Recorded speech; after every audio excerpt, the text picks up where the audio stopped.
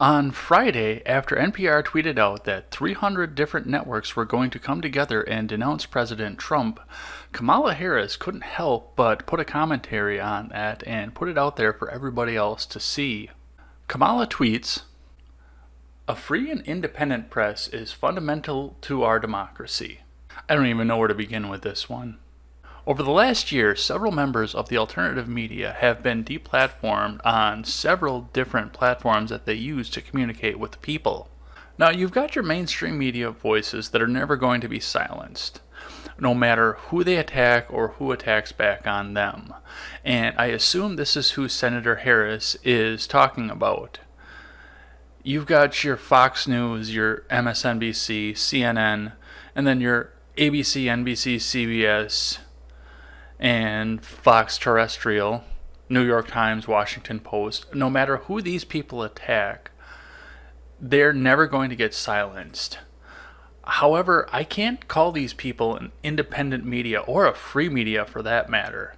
These are corporate-owned big media firms. Yes, they are the ones who control the media and how it gets transmitted out to the masses and the people, but they're not really independent. When you start to look at people who are truly independent, and you see people like Owen Benjamin, or in the latest scandal, InfoWars, Senator Harris is oddly silent about the fact that these people are being regularly silenced. And really, in the case of InfoWars, when you start seeing it, some of these people are being depersoned 1984 style, and that's scary. Now, there is no doubt that there are definitely differences right now as to what the press meant to the founders and what it means today. Back in the days of the founders, back when the freedom of the press was established, it was commonly assumed that the newspapers that were in the individual towns were not going to be the only form of press that was going on. It is true, by the wording of the First Amendment, that the government couldn't make any laws that restricted the press, the mainstream media at the time, from posting whatever it was that they wanted. They could criticize the press, but they couldn't make any laws that were shutting them down. They couldn't do anything to the town papers, the bigger papers, the regional papers. They couldn't do anything to any of those.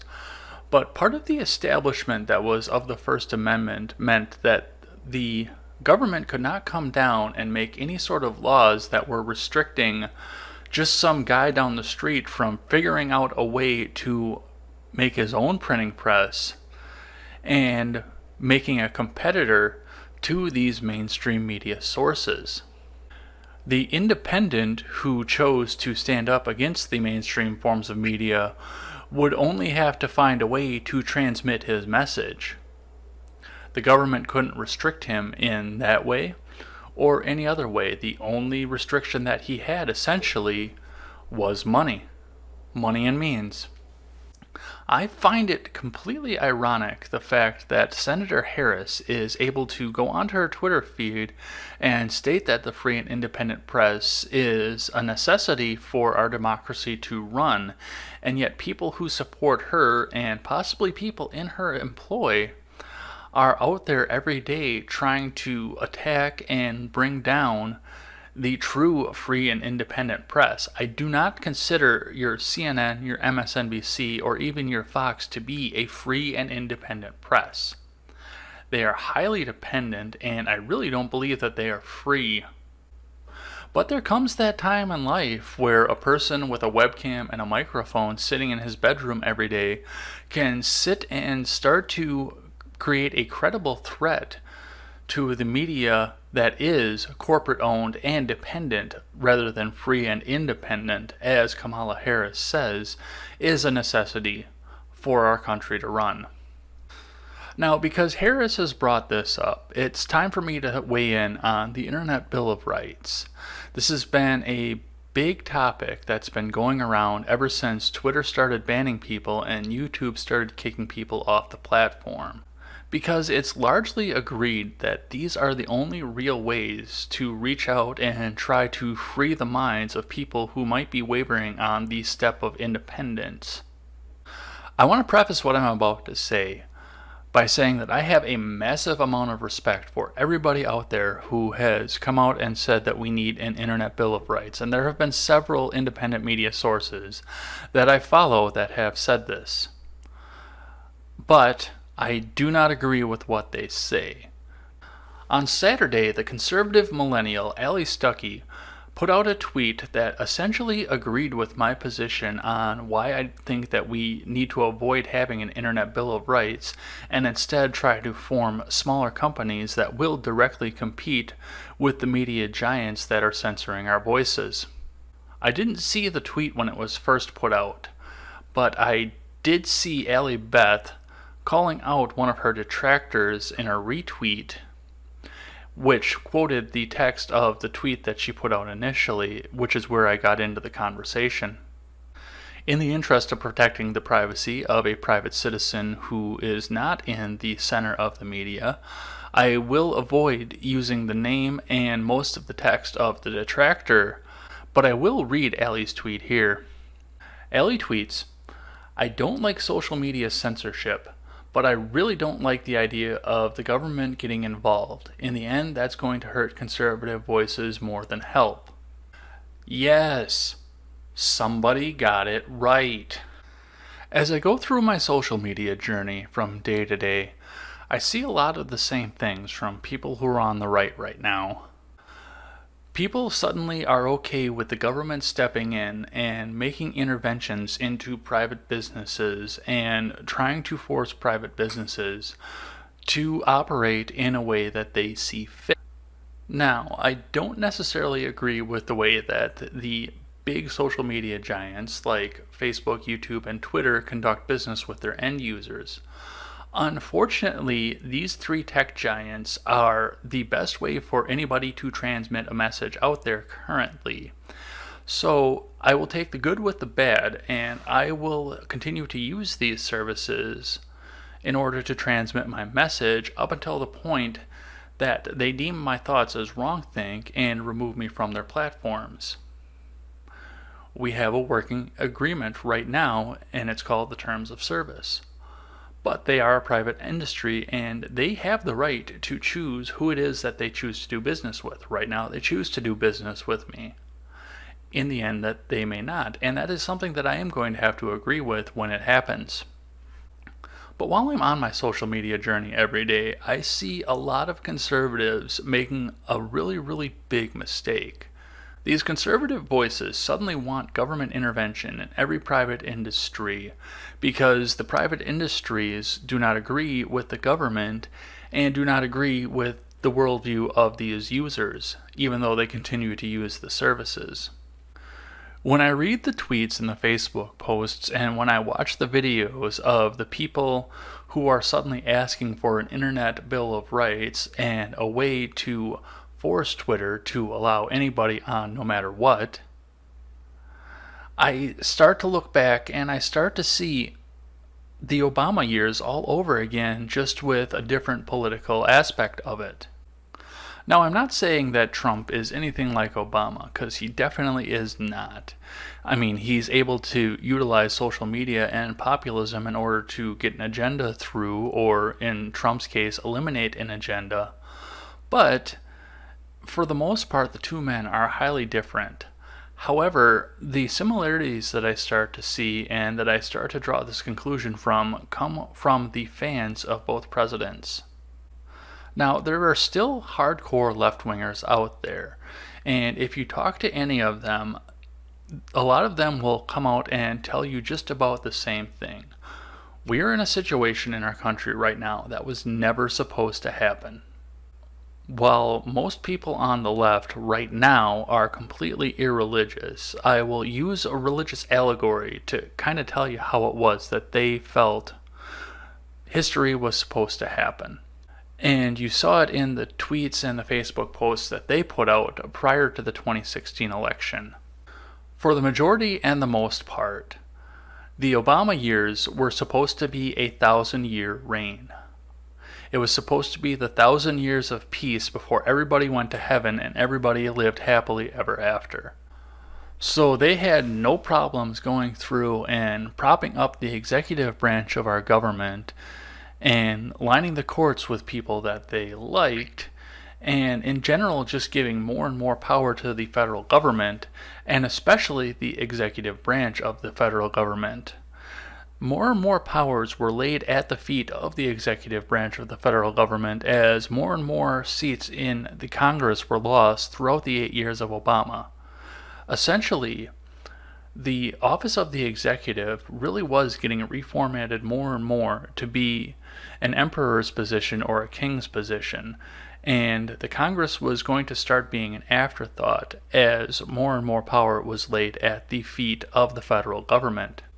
I find this a little bit odd because right after the election, there was a lot of taunting from people who went out and voted for Trump that said something that I really agree with.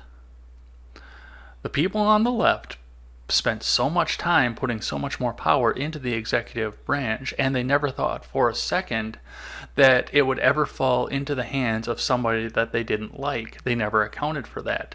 They were short-sighted in that aspect.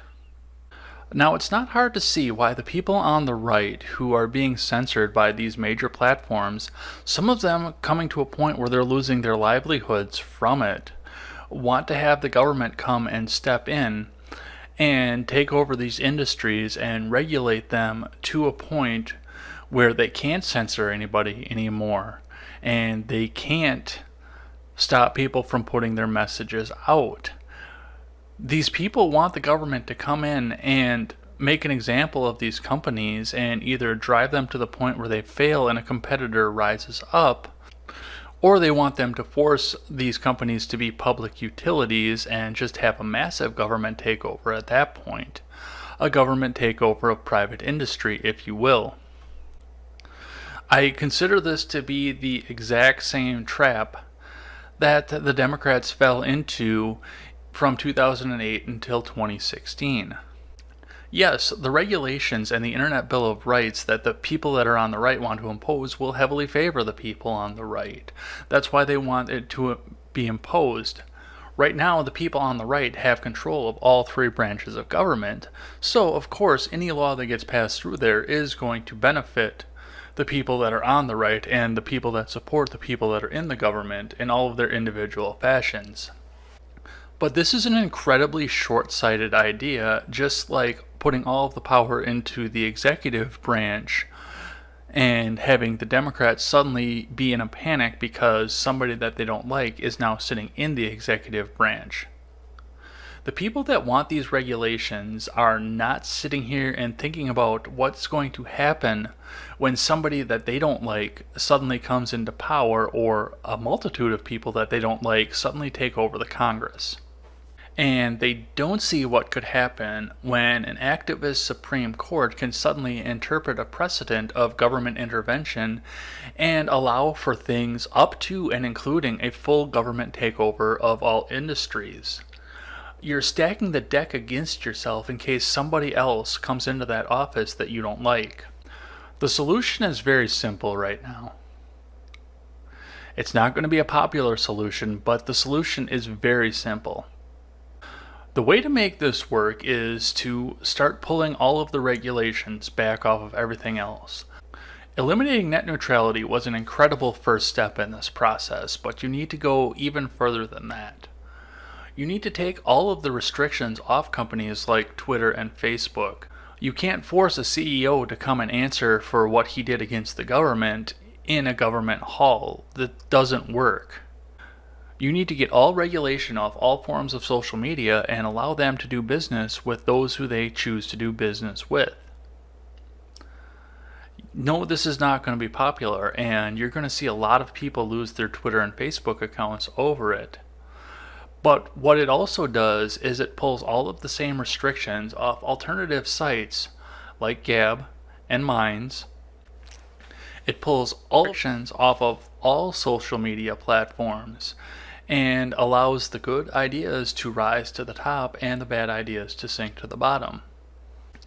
If you pull all of the restrictions off of Twitter and let them truly go out and choose who it is that they want to give an account to and who they don't, and they choose poorly, they will lose a good half of their user base and possibly a little bit more.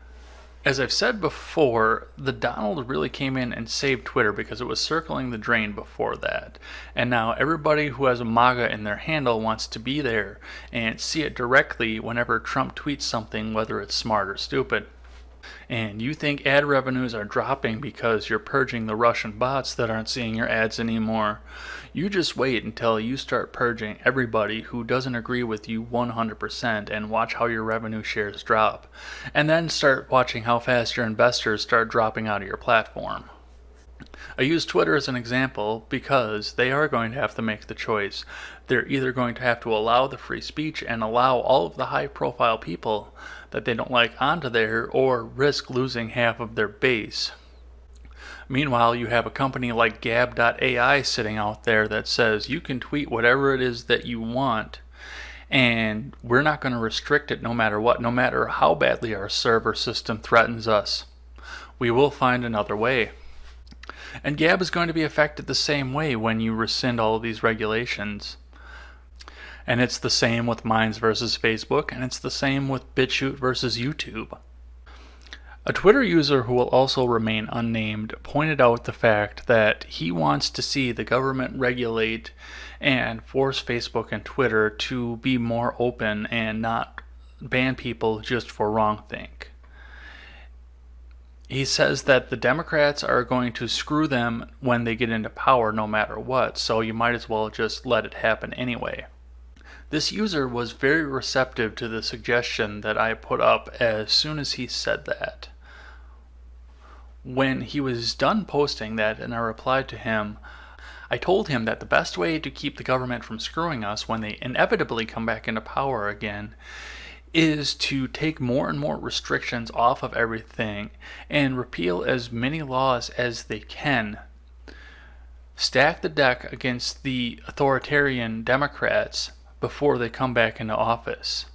If you make another law against a private industry, it opens the door for the next crop of Democrats to come into office to use that same regulation in order to go after businesses that they don't necessarily agree with. But if you just get rid of all of the restrictions, then congressional Democrats come back in and they have to pass a new law. They have to propose the new law, and there's a good hope that even though the congressional Democrats will be back in power, the congressional Republicans will never completely go away, and the hope will be that they will come back in and rat out the Democrats and tell the American people what it is that they are planning on doing, just like the congressional Democrats are doing to congressional Republicans right now. I leave you with this. Right now, things are going great in our country, and with the platform that the Democrats are running on, it's really hard to believe that they will ever come into power again. But this is not going to be the promised 1,000-year reign in the Bible, any more than the 1,000-year reign of Democrats that was assumed in the Obama years came to pass. Eventually, there are going to be people in the government that we don't like. So while it's easy right now to say let's go and enact a bunch of laws that are going to benefit us, we have to think about the fact that there are going to be people that we don't like, and they're going to be able to use those same laws against us when they come back into power. As I said to the Twitter user that commented to me on Saturday night, the best thing that we can do right now is to try and stack the deck against anybody who is authoritarian that may ever come into government again. Make it hard for them to enact more laws, and make it so that they have to be completely public and transparent about it when they do. The best way to free the people is not to enact more regulation. The best way to free the people is to rescind regulation. What do you think about the Internet Bill of Rights? And if you're in favor of it, how do you want it to look, and what regulations do you want to see in it? I always welcome a thoughtful and positive discussion in the comment section below, and especially over on Twitter. That is at EdsBlog Twitter with a 1 in place of the I. Thanks as always for listening to this show and supporting this channel. And remember, never take the words of bloggers, podcasters, or journalists as gospel. Find all the facts and draw your own conclusions. Take care, everyone. You're